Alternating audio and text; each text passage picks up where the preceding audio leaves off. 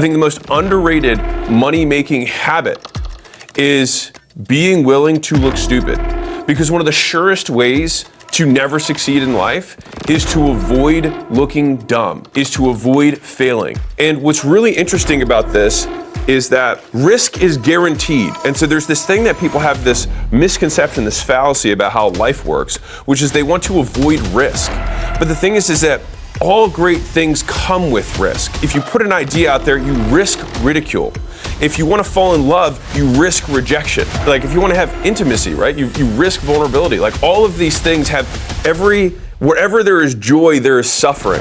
And wherever there is suffering, there's potential for joy. And so the thing is that most of these elements that we want out of life are double-edged swords. They're two sides to the same coin. We want one side without the other. We want the sunny days without the rainy days, but it's just weather. And the only way you can avoid that is by never going outside. But I think if you never go outside, I think you miss out on life. And so I think to the same degree, like missing out on risk is that we have this big fear of this thing when the reality is that if you risk nothing, you become nothing. You are nothing because nothing ventured, nothing gained. You're not going to get what you want by never risking what you have.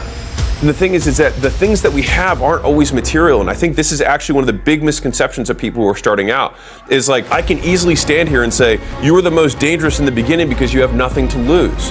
But the thing is that almost everyone has things to lose. And most of the things that they have to lose in the beginning are in their head. And that's why it's so difficult. Because what you have to lose is your social standing. What you have to lose is looking smart in front of your friends.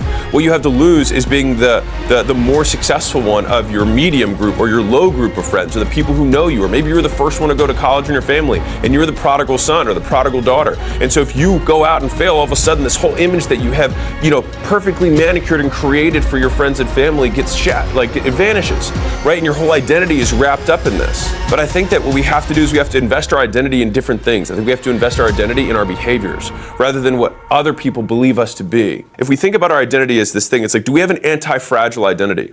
Do we have an identity that can withstand external circumstances changing?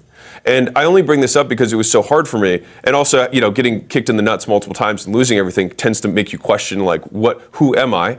And where is my identity rooted? And so this is something that I've been thinking a lot about right now because this year, transparently, has been a super hard year for me. But I keep asking myself the question of where does my identity live? Right? And this is why I think so much about behaviors because we try to say you need someone, I remember I saw this tweet. It was I don't like it that other people judge me for what I do or they love me for what I do rather than loving me for who I am.